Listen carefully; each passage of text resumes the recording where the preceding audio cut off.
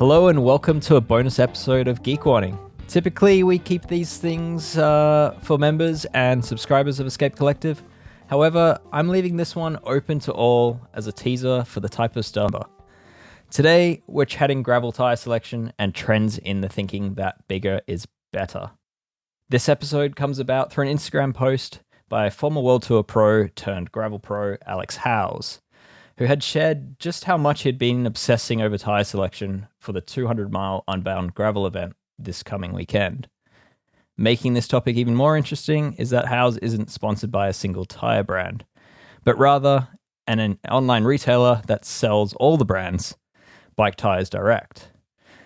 For those who follow the tech and not the racing, there's no bigger event in the gravel space than Unbound Gravel. As the flagship event of the Lifetime Grand Prix, Unbound is often seen as the unofficial World Championships event of gravel. However, history has shown that the race across the Flint Hills of Kansas can be brutal on body and bike. Years past has seen some favorites taken out due to numerous flats, ruined drivetrains, or worse. So with that, Alex Howes, welcome to Geek Warning. Hello, Dave. Yeah, man. Tires. I'm just trying not to be too much of a fanboy of you on this episode. It's mutual. Yeah. Well, thank you. Thank you. Usually you're talking to me without me talking to you, but here we are. So. Oh, are you a listener? You don't have to tell everybody that, but yes. Wow. All right. I'm up to, that's 5 on my list of people that I know that listen. That's really cool. So yeah, I guess not to dwell too much on the past, but can you tell me what happened at last year's event? It wasn't good. It's not good. It was bad. It was, okay. Yes, to sum it up, it was bad. I don't know how many flats I got, but I used 9 CO2s and I borrowed a couple pumps. Whoa. It's a long day. Okay. Yeah. So it wasn't good from an air perspective. Yeah, this off season, due to some kind of like medical issues, got like a thyroid thing, so I couldn't like train a whole lot. And so I just turned into that guy who's like, I'm just going to substitute training for, screwing around with tires for training, which we'll see if it pays off. But I think I came up with some pretty good tires for the race. Yeah, okay. All right. Yeah, I mean, you're basically describing my entire junior racing career there, where I spent the time obsessing over the tech rather than actually riding my bike. But yeah, look where that got me. Not very fast on a bike, and but you got good tech. I don't know. The tool page is nice. Yeah. Tool page is great. Thank you. Yeah, and my bikes run wonderfully. Yeah, so I mean, I guess with that in mind, like you obviously spent a bunch of time testing. What does that testing look like since you started doing it? And I guess what were you trying to get to? Like, what were your priorities in doing that testing? I mean, first and foremost, if we're talking priorities, was just keeping air in the tires. And that's, I don't know. There's a lot of people that ride a lot of gravel out there. And I fall into this category as well, that, you can go ride hundreds and thousands of miles and have zero issues, on a certain set of tires. And then you come to Unbound and 10 miles in, you realize you have your tires or not. Well, yeah, tell me about that. Why is Unbound such a unique event in shredding tires? Like, what is it about the terrain? So, I mean, the roads are, a lot of them are made of flint, like crushed flint. And so literally just razor blades all over the road. And then at the pointy end, it's in a lot of ways almost worse than mountain biking, where you're on the wheel, but things are coming at you faster than you can react. Large rocks are moving around, and you have a tiny little tire and you just whack something at 50k an hour. Really doesn't matter how tough your tire is. If it is underinflated or undersized, probably going to pinch flat it or break the wheel, which, I've done that before. Okay. And then, so I guess shredding tires is a thing. There's also the element of pinch flat, so you need that sort of level of protection as well, not just against cut resistance. And then at the same time, I mean, you're not just trying to finish this race, you're trying to win it. So there's also the trade-off of like you can't just run like a solid rubber tire and ride that to the end. I do wonder if that'd be faster sometimes. I mean, last year, I think in my situation, stopping as many times as I did, I think I would have been better off with just a solid tire. But yeah, you're not wrong. You want to go fast. I spent too much time on like bicyclerollingresistance.com, screwing around with that. And then like a lot of roll down tests. Yeah. Got the knife out, poked some stuff, checked it okay. out. What did the roll, did your roll down test sort of align with bicycle rolling resistance data? Like was that good testing, or was it just confusing you more? To an extent. So the issue with like bicycle rolling resistance is it's difficult to get a good gauge on how fast something is for a given size. I mean, I have a ton of data in there, and a lot of it's very valuable, and you can kind of like parse out, what different casings on different tires, like how they might react, or like how different rubber compounds, how that might react. But it's not apples to apples when you're comparing, like a 40 mil, 12V to a 50 mil Vittoria. It's, because the pressure's a lot different. Even with they have like a gauge on low, medium, high, different, and they adjust it for size, but it's still, it's definitely not perfect. And I mean, I don't know how you make it perfect other than just for them to test another 40,000 tires. And then on top of that, like, they have a drum, put it on the drum, they run it for a bit and see what comes out the other side. Like doing a roll down test. So I would try different pressures on my roll down test, but I'd literally just pick the roughest road in our area and would just try different pressures and see what happens. And I don't want to throw my wheel sponsor Zip under the bus, but the testing was extensive enough to have a couple pairs of wheels fail. Well, oh really? Yeah, right. Like from a rim strikes type thing. I was not holding back. Yeah. Wow. Okay.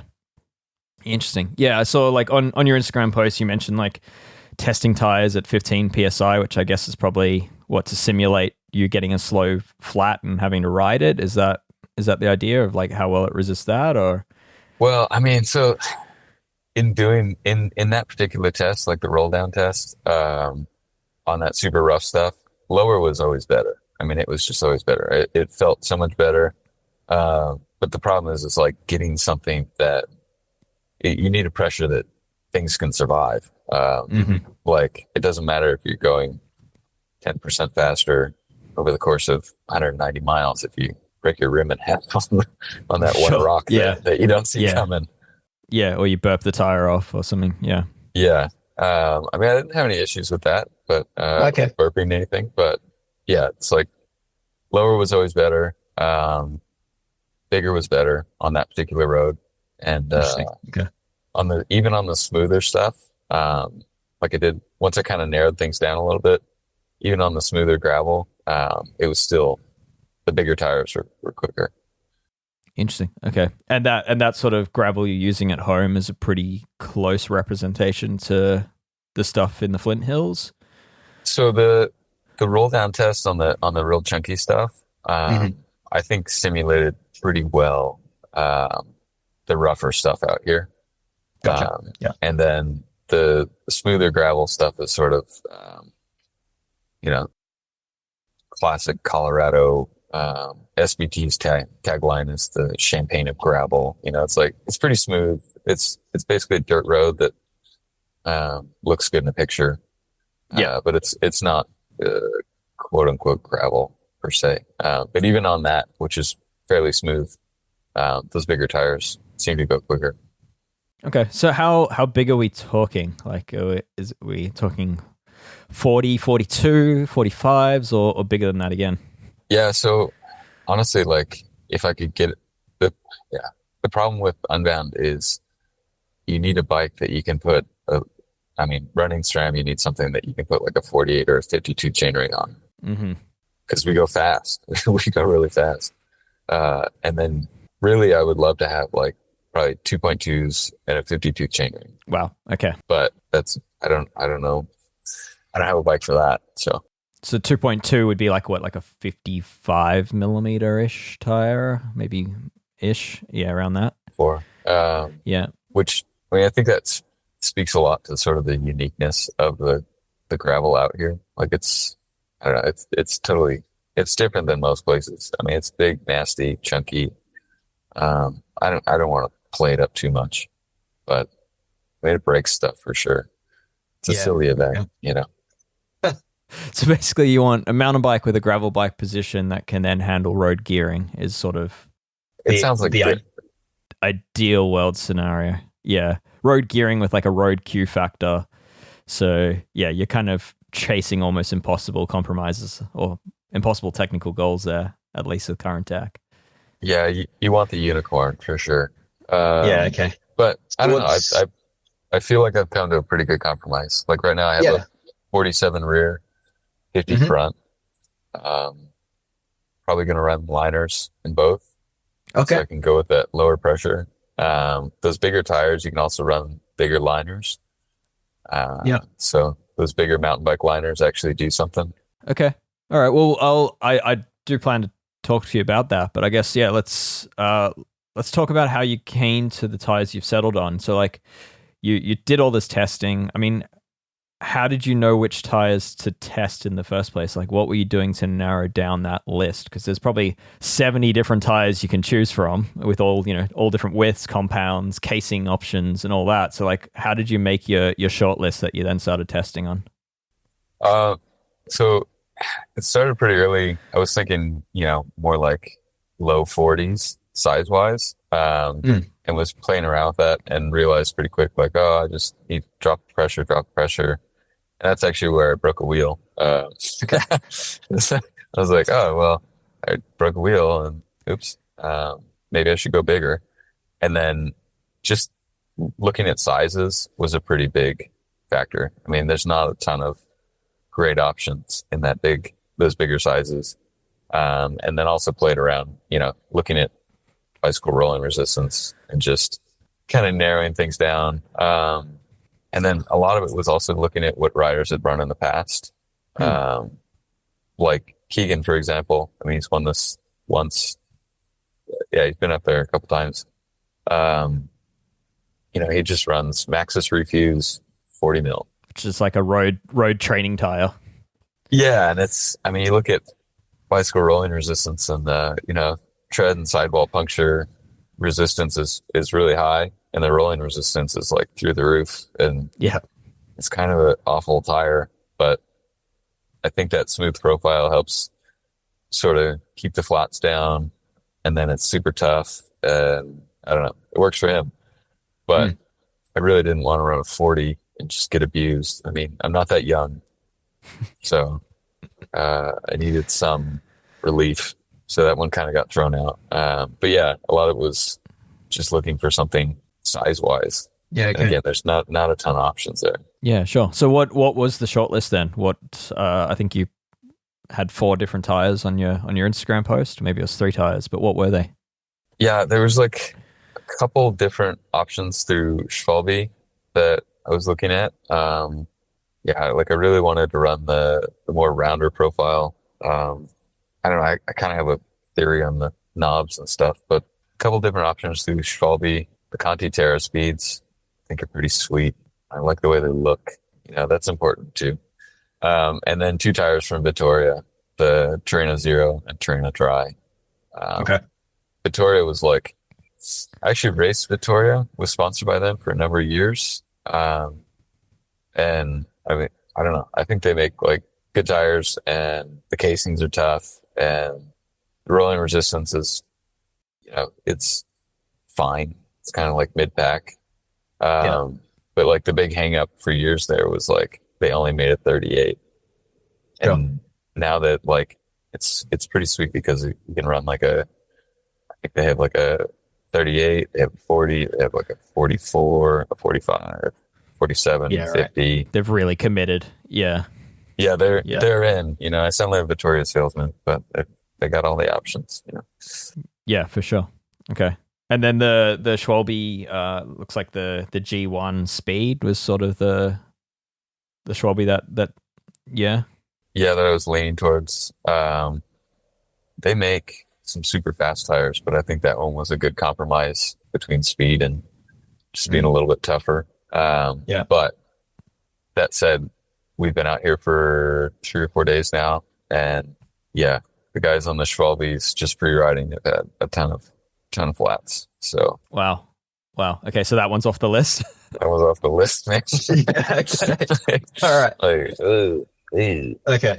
Yeah, right. Okay, so you actually did you come to Kansas like a week in advance with all these tires still kind of in consideration, or had you made up your mind before you got here? I mean, I had an idea. I've been leaning towards the Zeros, Terreno Zeros, mostly just because I can customize that size a little bit. And I think that they'll hold a little less mud with the smoother profile. But I was kind of like hemming and hawing between those Zeros and the Schwalbes, and yeah, kind of made up my mind after lending out a bunch of plugs. What ruled out the Conti Terra Speed? Speed. The Terra, what is it? Oh, maybe it's the Terra Pack. I don't know. We gotta get a fact checker going over here. Honestly, I feel a lot of it's just feel with the mud. I don't know. I haven't tested the mud much. And I feel like just that little bit of side knob will start packing stuff on. I mean, this is... I don't have a good way to test the mud. So okay.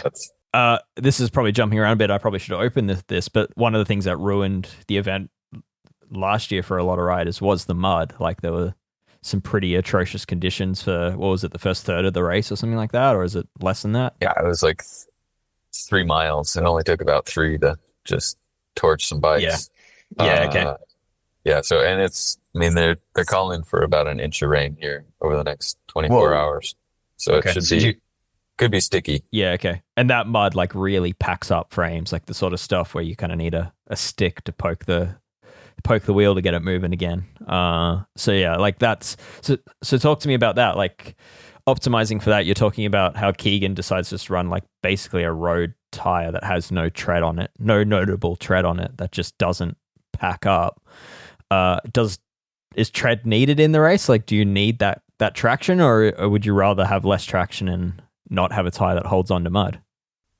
I mean, it's a bit of, yeah, it depends. I mean, all this stuff depends so much on who you're talking to. Like for Keegan's a great bike rider. He's a good bike handler. He's better than I am a lot. So maybe I do need some side knob, and I just don't know it yet. And I'll let you know after the race. But in general, I do think it's, I mean, it's not super technical. We're not, trying to make up a bunch of time on really twisty technical downhills. But at the same time, like it only takes one corner and, you're 180 miles in and you're just totally up the wall and then you're laying down.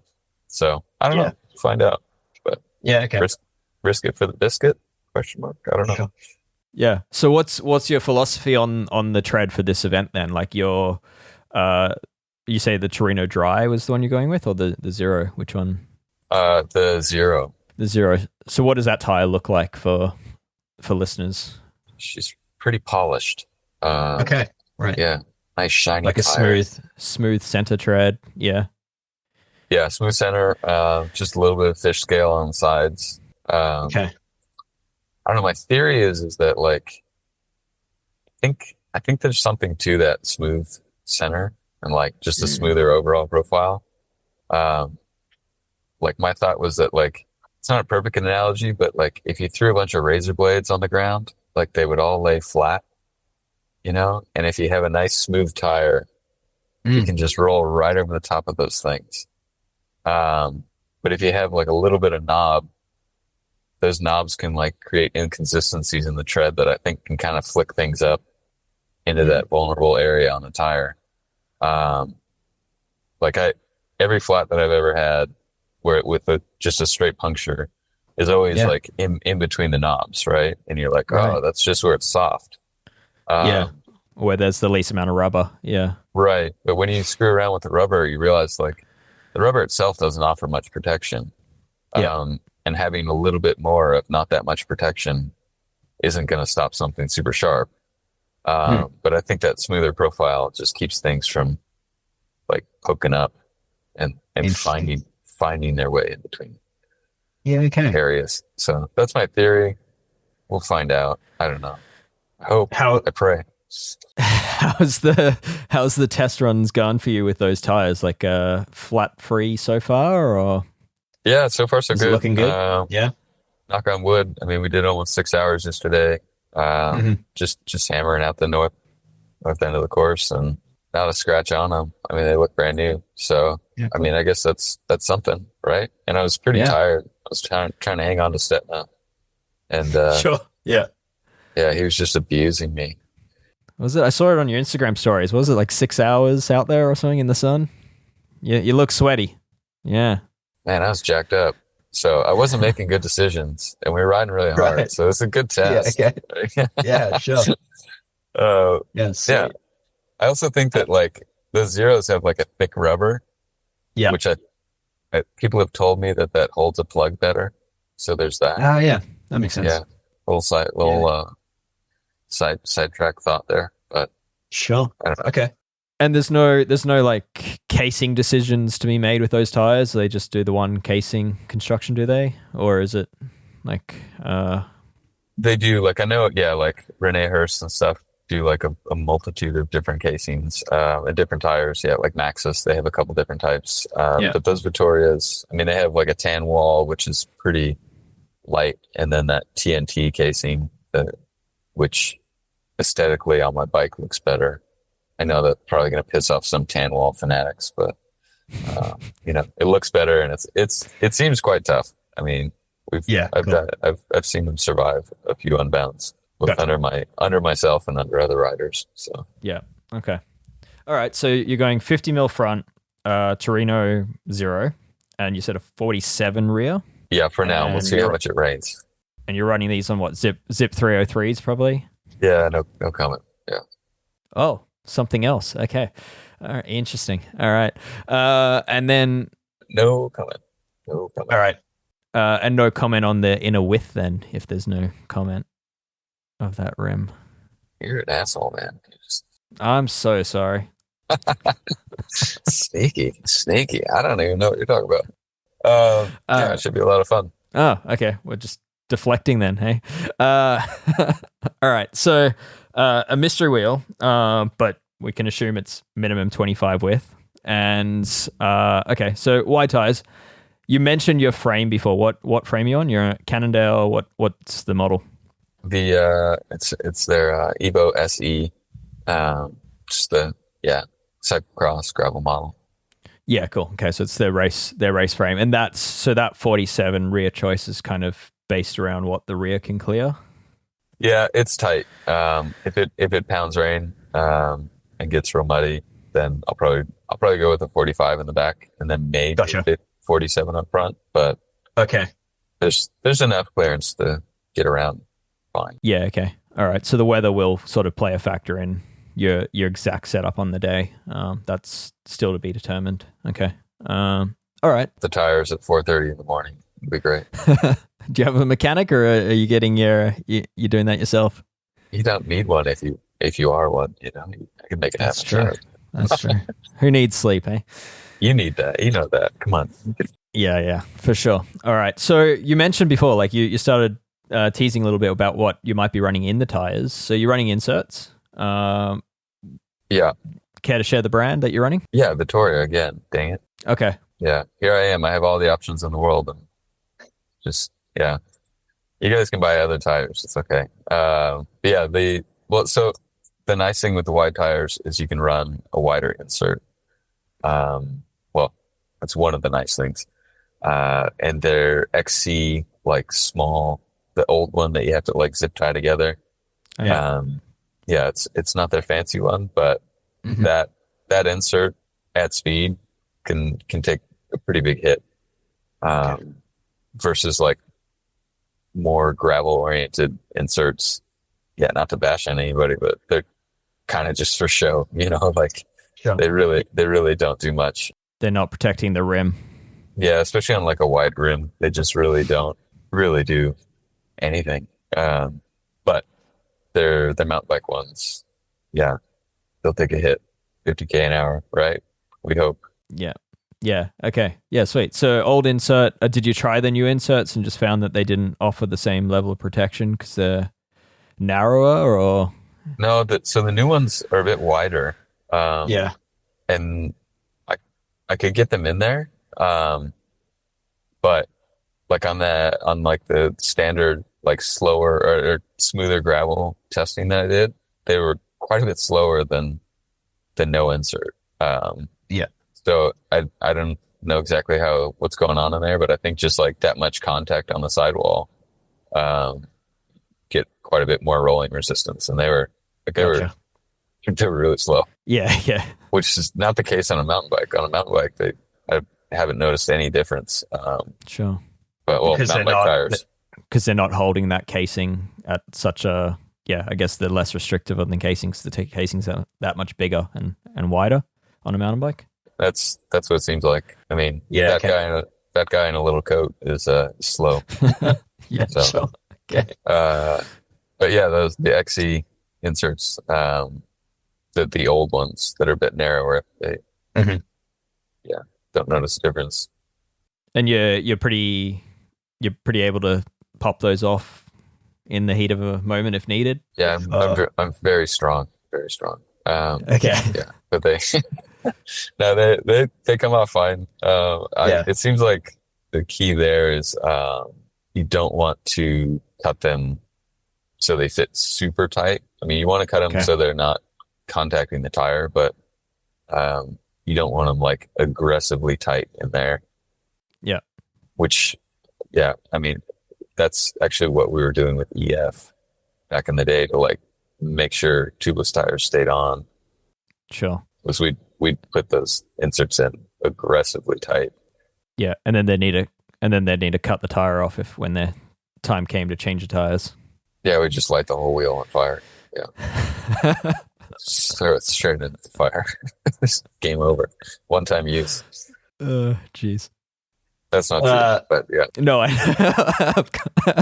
but yeah, so for people listening have no idea what we're talking about, Vittoria tie liners, the inserts, you basically used to cut them in a sense of the diameter to match the diameter of the wheel, and then you'd zip tie them together to create a consistent hoop that you'd put in the tire. And the smaller the diameter, the tighter the fit around the rim, and the tighter the fit around the bead of the tire. But obviously there's a balance point there where, in the road, you make it too tight, you kind of need to cut the tire off to make it easy on the mechanics, but that's not an option for you. If you need to get the tire off, you need to get the tire off. So, which, I mean, is good if that's the scenario when you're on the road, because you can, like Pogacar, he crashed at the Giro rolling that tire. Yeah. And if you have those inserts, I mean, we were pretty aggressive with testing those, like trying to get the tire off. And like you say, you almost have to cut the tire to get it off, which is, good in the right scenario. But there's no wheel swapping out there in the field in Kansas. Yeah. Yeah, it's self-supported, and that's the difference. Like you gotta be able to fix the flats if they happen. So, so what else? Like, what sealant have you decided to run, and how much of it is in there? That'd be a fair bit. Some people get a little aggressive with the sealant amounts. I think like more is always better. Like if you have a proper amount of sealant in there and you have a flat that it's actually going to seal, it'll be fine. Like it'll do its job. I guess if you have like 5 flats that you need to seal, then maybe more is better. But that stuff gets heavy after a while, Mm-hmm. Yeah. And I've noticed, I mean, not through testing, but just riding around, if you have a half pint of sealant, you're like, ooh, it's getting kind of slushy.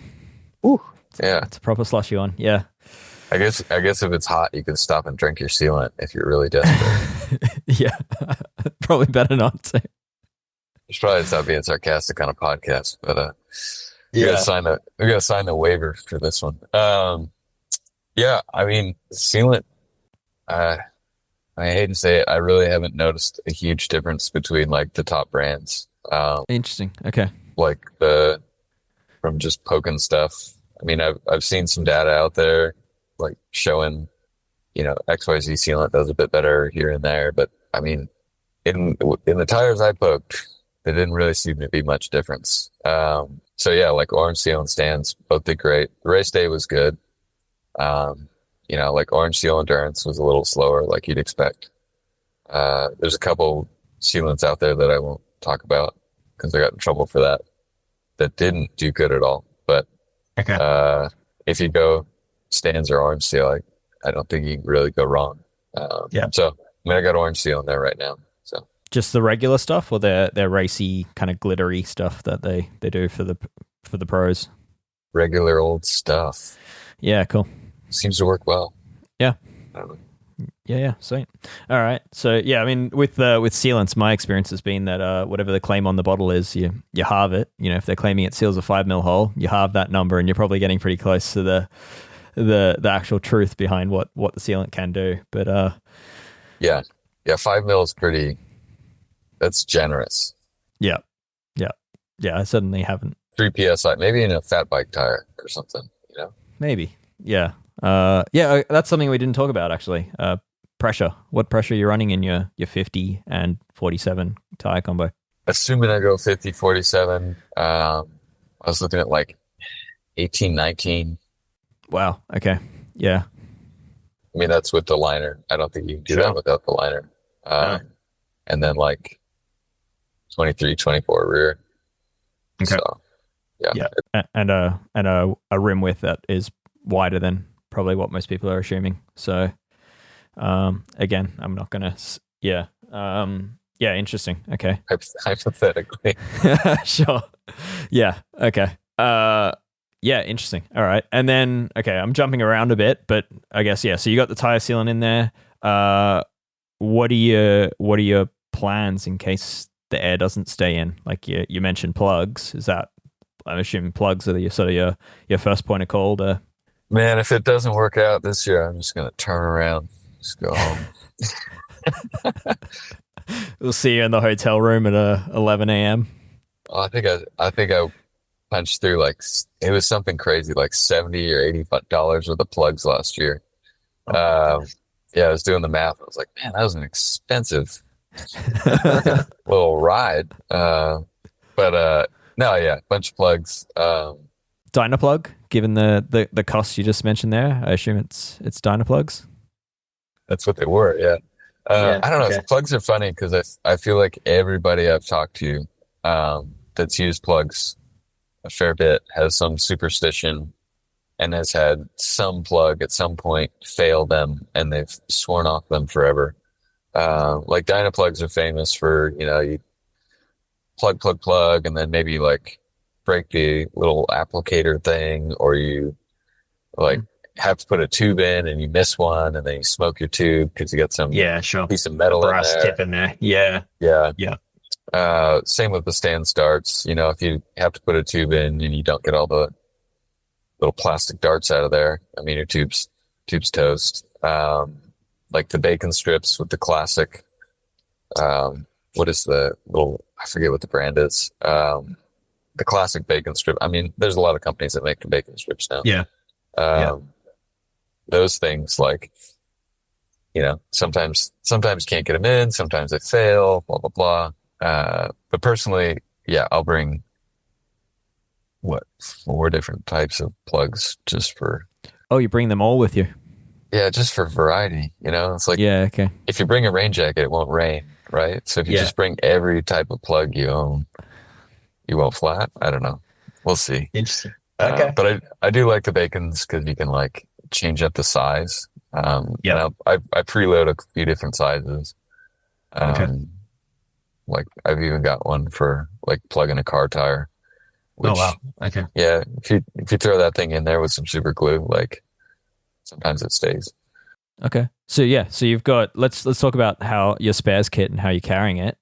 You've got all the plugs, and then you've got You mentioned super glue, so that's somewhere in there. What are you're carrying CO2 and a pump, or just CO2? Probably a pump. Okay. Yeah. Last year I didn't have it and I needed it. And then I ended up liberating one from somebody else. Okay. Yeah, they were very generous. Yeah, what else we got? A couple tubes. Okay. Like you need like TPU style tubes, like the colorful plastic things, or rubbery ones. these ones are the Schwalbes. I think they are TPU. Yeah. There's something they look fancy. They look really nice. Like a white shimmery color. Yeah, like something you'd find in a pharaoh's tomb or something. It's like, oh, that looks expensive. Like, give me that. Yeah. Nice. I don't know. Like, the issue is like with a lot of these things, you want to be able to get to them quickly. So it's not always the most beautiful, but there's a lot of electrical tape going on. Taping a lot of stuff on. I'll have a saddlebag for like the tubes and stuff. And I like to keep a couple CO2s like locked and loaded. So I'll probably have like 3 different CO2 heads kind of already mounted up, ready to go. Interesting. Because I mean, it sounds silly, but like 5 seconds, fishing out a CO2 head, putting it on. When the race is going full gas, like 5 seconds really sucks. Yeah, no, it all counts. So like, how accessible are those plugs? Are they like in your cargo? Like, are you wearing cargo bibs, or like are they just strapped to the bike kind of thing? I usually tape a couple up front, a couple in the back, keep a couple in my pockets, and then a couple in the saddlebag, just strewn about, sort of. Yeah, sweet. All right. And then I guess on the theme of me just jumping around with no order, weight and aerodynamics. I mean, you're running wider tires, which are also heavier than you've probably run before. How did aerodynamics play into your decision factor, or is it just like survive through the day first and then? Yeah, I mean, priority number 1 was getting through it. Which I say that in past tense, like it's already happened. So fingers crossed. Weight is definitely a factor. It hurts. I mean, it as a former World Tour professional, like it brings me a lot of pain to see like an extra 300 grams on each wheel just going around in circles. But you got to give to get, got to take the good with the bad. Aerodynamically though, I think that that was actually part of the reason I was thinking that smoother profile. Interesting. It's like I have better clearance with the smoother profile, but also the shape of the whole apparatus just looks better. There's only so much science. I didn't rent any tunnel time, but sure looks better.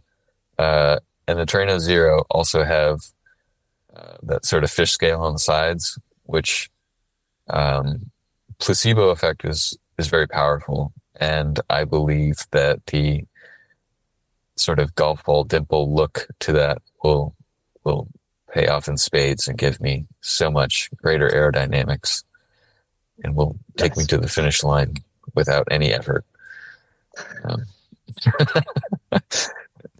You'll just be sitting on with a cigar in hand.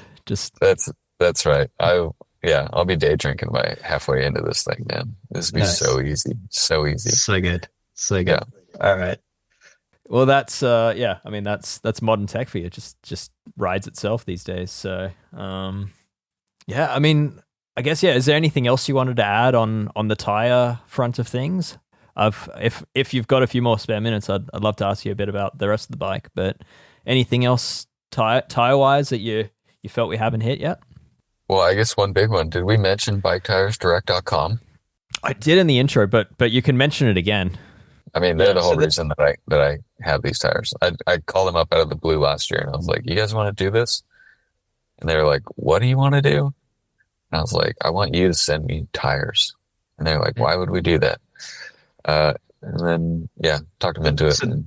So they weren't a sponsor back then, and they are now, or like is that how the sponsorship came about? Was that you took a fond interest in tires, or they were a sponsor and you're just... Mostly I just kept buying tires from them for my own pursuits. Yeah. And then I was like, this is getting to be a bit of a habit. I should call them. Anyways, it's nice. It's nice not being beholden to a certain tire sponsor, because particularly for the Grand Prix, I mean, we race multiple different kinds of gravel road races, mountain bike races. I still ride a road bike every now and then. And I haven't found a particular tire brand that does everything. Yeah, sure. Great. They've all got their strengths and weaknesses across disciplines. So, yeah. Talk to me about that. Like, so you've done all this testing for Unbound. You've settled on wider is faster. You've settled on puncture resistance matters. You've settled on a slick pattern. How much of this information that you've learned will play into other gravel events in the calendar? And I think the wider is better is definitely going to be a factor going in, but for the rest of the year, because that was old dogs can learn new tricks, but it takes a long time, and a lot of abuse. I think I'm finally there where it's like, okay, weight matters, but being able to like have control and pedal the bike and roll quicker seems to matter more than the extra 100 grams or whatever on a given tire, to an extent. I mean, I think some of those bigger climbing races, we'll see. We'll play around with it a little bit more, but I don't know. It seems like a worthwhile project so far. So learned a lot. Will you be taking this level of thought about tires into other events where you're really trying to... Okay, it's the hardships you've had in the past at this event that have made you really not want to repeat previous history kind of thing. Last year was such a kerfuffle, and I had so much confidence. I had so much belief, you know. You did. And then it just all went belly up. So, this is a bit of a personal passion project. But I don't know. We'll see for different races. But Unbound's a big one, and seems to be the hardest one to get right in terms of tires. Sure seems that way, yeah. And I'd say, like what you've settled on suddenly seems to be a trend across your fellow racers as well, where a lot of them are also going wider this year at least. And dare I say, it's going to influence bike design moving forward. You know, if the top of the sport are pushing for tires as wide as 50 mil, then all of a sudden consumers are going to be expecting every bike to fit that. So it's certainly an interesting tech trend at the moment. So it's cool to see at the top end of the sport that sort of demand coming. So you've gone bigger tires than what you perhaps used before. Have you adapted your gearing in exchange for that? I mean, I guess the flip side of that is you've actually mentioned that you want as big of a chainring as you can get. So maybe the bigger tires are a benefit in that they actually increase your rollout. It's I still make too many decisions just based on how something looks. And I really like the way the 52 chainring looks. Yeah. You know, like I'm 36 years old now, so I'm a master cyclist. And every master out there still has that belief that they can just like mash the same stuff that Remco can. So I put the 50 on. That's where I'm at. And then I put a 47 mil tire on the back. So yeah, I'm probably over geared and, you know, up to my eyeballs in gear inches, but you know, life's short. I got two knees. Like I don't need both of them. It's just a day anyway. Like it's, and so you're sponsored by SRAM. You've got the full SRAM build on your bike. Are you running Explore or the sort of the mullet Eagle setup? Again, the Eagle. I only had the rainbow cassette, and I like the chrome of the red. So Oh, with the with the Explorer Chrome cassette, so okay. 4450. Yeah. It'll be fine, right? It'll be fine. Yeah, I mean, I'm not riding there. I've actually never ridden at Kansas, so I can offer you no support or similar input. But okay, so you're running new red then on that bike? Is that the new red shifters or previous Explore stuff? Yeah, red shifters, red brakes, and then Nice. the classic Explorer gearing. Okay. Yeah, All right. nothing too fancy, but I do like the new red shifters because I can change my computer screen with the little beep boop buttons up on the hoods. It's a nice feature. And it really comes in handy on the gravel stuff, especially because I can toggle between screens, but you can also zoom the computer in and out. And like be able to see like when the crosswinds are going to be changing, or when you might get a drink of water soon, or where there might be a creek that you could lay down in and die for 45 seconds. Interesting. So you've got crosswind sort of data. You've got weather data on. Is it the Karoo that you're using? The Hammerhead Karoo? Is that? Yeah, I mean they don't have. The Karoo, but there's no wind meter on there. You still have to feel the wind. Right. But I don't think it'll be windy, but anything over 200 kilometers, you start to feel the distance, and sure, little things add up. Yeah. So that crosswind stuff, you're more referencing like the direction you're going and where the wind's going to go in reference to where you're going. Exactly. Still interesting. But you in general, you do want to be able to be pretty zoomed in. Just so you can see where these little tiny turns are, and dropping down into washes, and it's, I don't know. It seems to help. I like the buttons. I like options. What can I say? Yeah, sweet. Years past has sort of been a bit of a, not a debate, but I guess a separation over what pedals and shoes people run. Some stick with road systems, others go more 2-bolt off-road system. Where have you settled? Man, I'm still a roadie at heart, and I love my road pedals and shoes. Interesting. Okay. And it's so hard for me to ride mountain bike pedals. Okay. Yeah, I mean it's a completely different it's a completely different interaction with the bike. So it makes sense in an event where you're probably not going to have to put a foot down unless something's wrong. So all that said, there's mountain bike pedals on there right now. Oh, okay. Be a long day for me.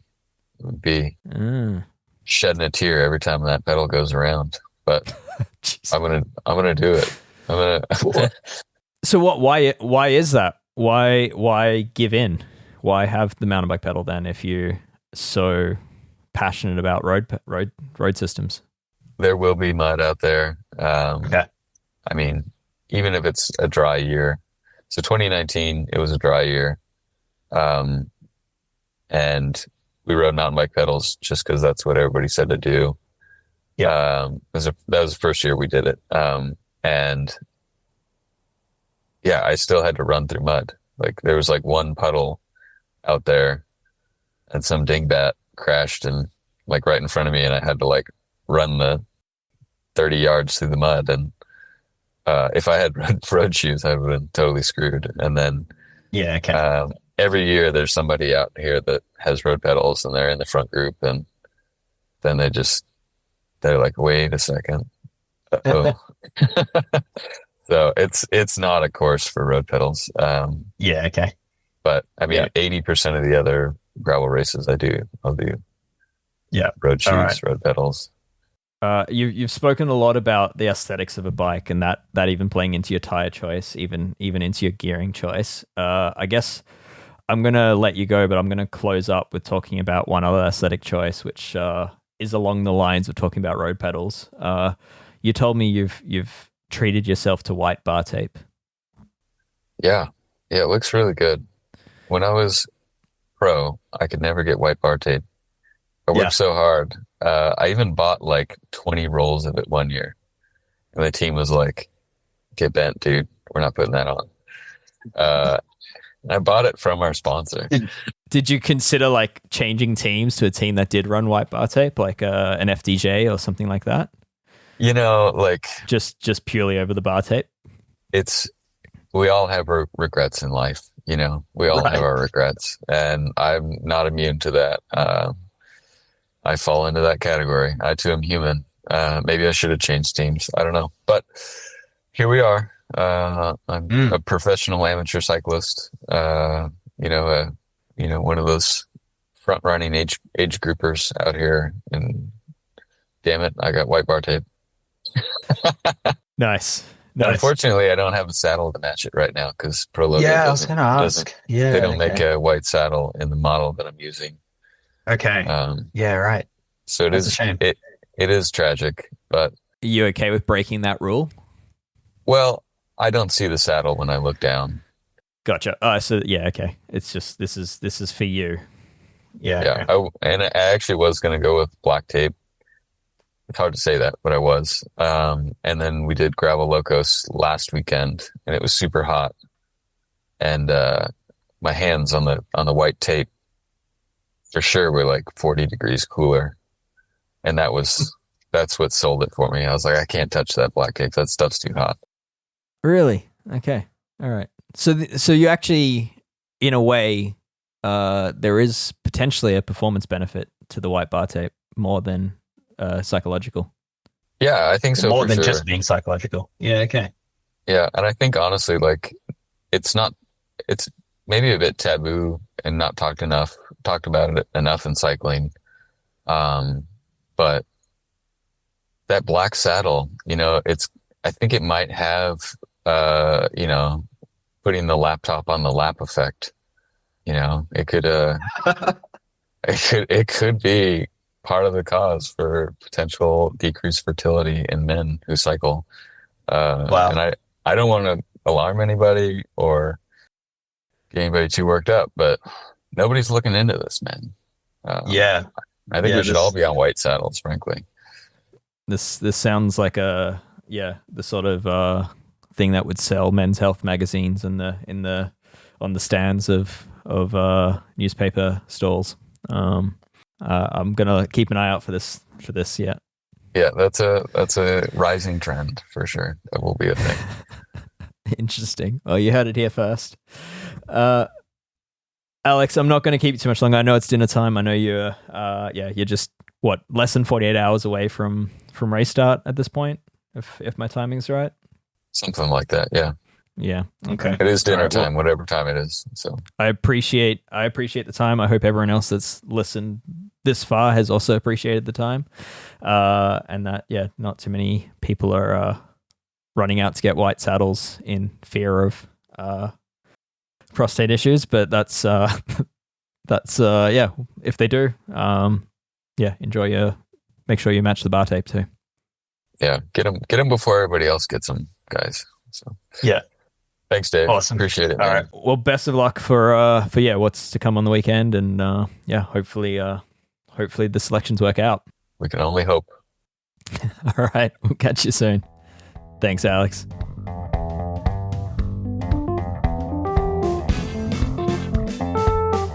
All right, well, that concludes our bonus episode of Geek Warning, chatting tires with Alex Howes.